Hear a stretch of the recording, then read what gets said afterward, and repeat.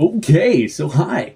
If this is your first time being here, thank you. I'm Casey, and really, we're not doing anything crazy. We're just going through my letterbox and looking at what we watched last week. Yeah, nothing anything particularly crazy. This last week I had family coming over, so it was a lot of hosting, taking care of my mom. It was great having her here. Love her. Love cooking with her. And yeah, just relaxing, beating her in Mario Party. And also took this time to watch a few things that had come out that I missed, like Wish. And I think Wish feels like a series of conflicting creators working on a project, all doing like fine jobs, but not understanding what the goal was, the end goal. That or the goal kept shifting. Like it feels like a writer was tasked with writing a great throwback to classical Disney movies with the structure of an Aladdin or a Sleeping Beauty, with all the dialogue and the sweeping language and all the eccentric characters and talking animal sidekicks. And then it feels like that script, which was a fine script, was given to someone who was told to just punch it up. Feels like it was given to, say honestly, a Marvel writer. Just throw in an extra 24 jokes and make references for a modern script, which has a complete tonal whiplash with the rest of the script for Wish. Feels like we want to make Zootopia and Big Hero 6 jokes in Wish when the tone should be a little more in check. Feels like that punched up script was given to a casting director, told to grab the biggest kingly presenting actor they could get and afford, which, when the script was instead written for a sweeping over-the-top character actor, maybe. And I think the script definitely needed a second pass. I don't think that original script was perfect. I cannot fathom a reason for the expanded cast of friends when none of them are given a single thing to do.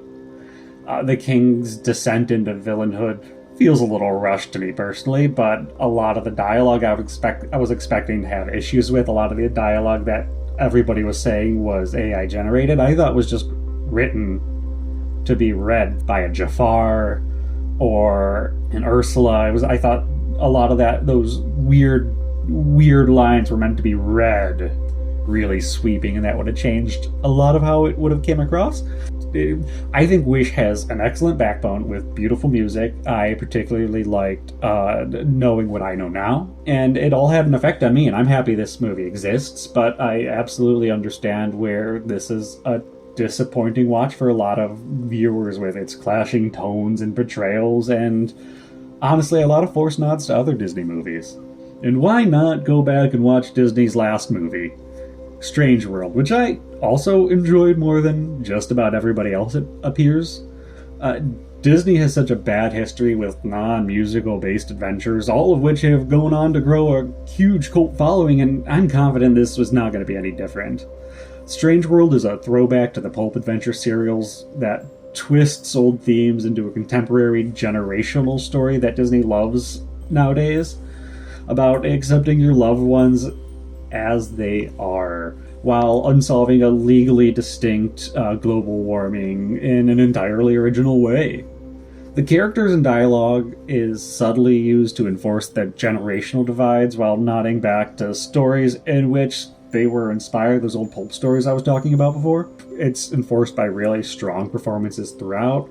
I think the Disneyfication, especially the cute sidekick,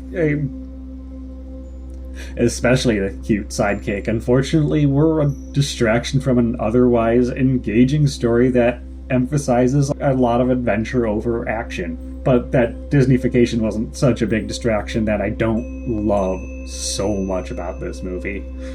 And it also has a giant turtle, and I like turtles. Not a turtle, but a movie we like a lot here is Orca, 1997's Orca, the killer whale. It was certainly following in the wake of and definitely taking advantage of the popularity and success of Jaws, but I found it always has done more than enough new to justify its existence, primarily following the doomed Captain Ahab character instead of the Ishmael we usually see in a Moby Dick plot like this. Orca also does its best to stand out by making its captain really remorseful. Richard Harrison's Captain Nolan immediately recognizes he done fucked up and spends the rest of the picture trying to understand how to make what he did right, and slowly realizing he cannot make peace, and dooms himself in this misunderstanding and his own torment. I always found this narrative to be a little deeper than anybody else goes for. I think a lot of the performances around Harris have solid foundations, but are kind of failed by a clunky script. The determination of the Orca in itself is almost comical as it systematically harasses and destroys a small town, but that's part of the reason why I love Orca. We have a new Planet of the Apes movie coming out, and I adored the previous three, or especially the previous two, as directed by Matt Reeves. And War for the Planet of the Apes is the culmination of that previous Planet of the Apes trilogy, I'm really excited for Kingdom of the Planet of the Apes. But War for the Planet of the Apes is half a revenge western, with Caesar and his posse hunting down Woody Harrelson, and the other half being a prison war epic when our leads learn they done fucked up. Matt Reeves and company managed to craft a story that both finishes a trilogy that he didn't even start himself, as well as stand entirely on its own, which is not easy to do. Andy Serkis shines, as always, while Woody Harrelson equally kicks ass, but Steve Zahn managed to really break through with his sad clown of a character that earnestly brings a lot of heart and lore to the world while being really fun. And while I don't love the actual escape sequence, I thought it was just a little too easy. I think every character moment around it more than makes up for the small flaws I might have with the small flaws I might have with War of the Planet of the Apes. War for the Planet of the Apes stands out not only as an amazing entry in the Planet of the Apes franchise, but just an excellent motion picture in and of its own right, and it is such a genuine treat as a Planet of the Apes fans that this is a thing that exists. I was popping around on Paramount Plus, seeing what they have, and this popped up: Dangerous Game, a legacy of murders. On the patriarch's birthday, a rich family fights about whether they would rather die than play an utterly nonsense board game together, unwrapping a, you guessed it, legacy of murders, where everyone is kind of right in their assertions the whole time, but also wrong in the end, and that kind of makes everything feel like a nothing movie. Not nothing movie, things happen here. Was a very disappointing way to wrap up a mystery that the movie hinges its entire premise on. It hinges its entire premise on the murder mystery and this board game that never feels like anything more than an exposition device. The picture is shot and directed well enough. There's not a single performance that doesn't feel relatively natural outside of like a moment here or there that made me remark. That escalated quickly. And for those of you who are inclined in either direction, there are a few particularly effective and graphic moitas going on in here. If that is your thing, then I am glad this is a thing that exists for you. But there's something about the story and the writing that I really couldn't get over. Yay for existing.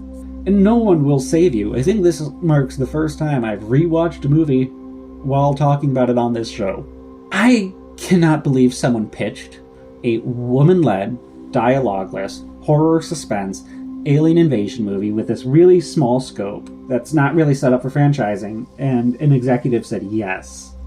And it's not because it's not something I don't love and don't want, because this movie right here, I love everything about this. This is a masterpiece from start to finish in show, don't tell.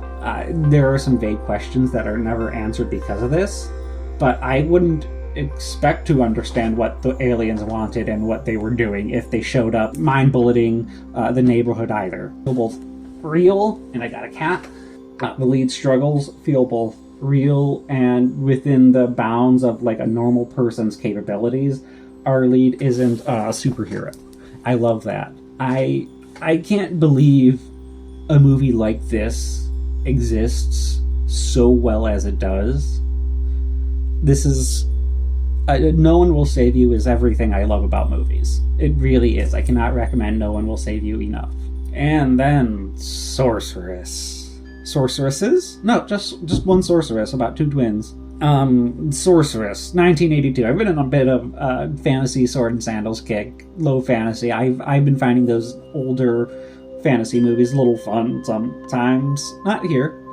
Sorceress is about twin chosen ones are kept from their greater future until they hit Playboy bunny age, and then a story just kind of happens around a softcore porn with an obscene amount of furries thrown in for the culture of the future. The agency of the heroines throughout the story is really refreshing until the culmination of their arcs, where the love interest makes a joke about banging twins at the same time that night, and the credits roll triumphant. The incredibly weird and off performances can't really be laid at the feet of the director, because I understand he was banned from the sound editing room in the final stages of production. For better or worse, who can say, as it isn't like everything else here is beautifully and expertly crafted. There is an abundance of teats and arses, but there's a disappointing lack of peen going on in this movie. I like less than I dislike, but I cannot deny that this is a movie that exists, and kudos to everyone for getting it over the finish line. And yeah, that's about everything we watched last week. Again, I had family over and was taking care of them, so I didn't get to go through as much. I know I'm going to see Civil War today, Alex Garland's Civil War later today, so that's going to be a big, exciting thing for this week. Sorry, it's a day late for this show, but, we'll talk about it next week. I don't think it's going to be too big of an issue. I'm not trying to get out there ahead of reviews or anything. Just trying to be me. Nope, you're trying to be you and, do something good today.